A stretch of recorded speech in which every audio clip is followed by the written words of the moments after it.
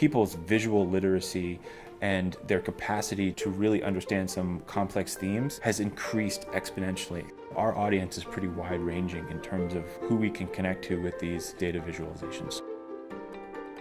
My role at Urban and the visual communications team in general is to open up a lot of channels for the research and some of the findings that we have to get out to the public. The research papers are fascinating, but they're not for everyone. So really it's working with the researchers to find a way to translate their research into something that these new audiences can really appreciate and then use in their own work.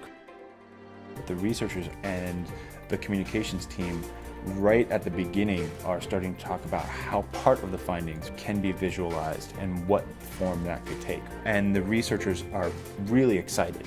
So the writers and the designers will work with the researcher, talk through it, look at all the different aspects of the story, of the research, and start paring it down to a narrative, something that could be supported by text and charts. Good data visualization can get right to the point of what the findings are, and it's not overly complex. When we do a gigantic data tool that can slice and dice the information in every single way that you can think of in one experience without a lot of staging, we get a lot of drop-off. And that's where I think our team can really help researchers by helping them pull apart some of the findings and bring them out one by one and sort of build on a theme.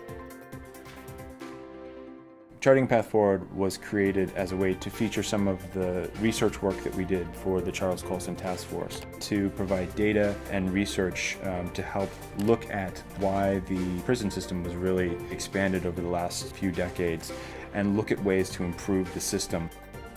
What we wanted to do with this particular feature was explore some of the really eye-opening numbers about how much the prison system had expanded.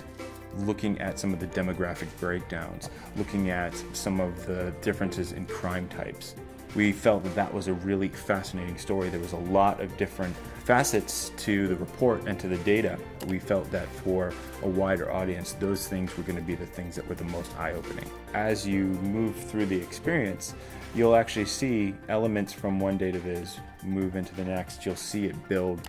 You'll see the story in the data visualization actually morph from one theme to another. There was really a pretty strong narrative line, both in the text and the way that the charts blended into each other.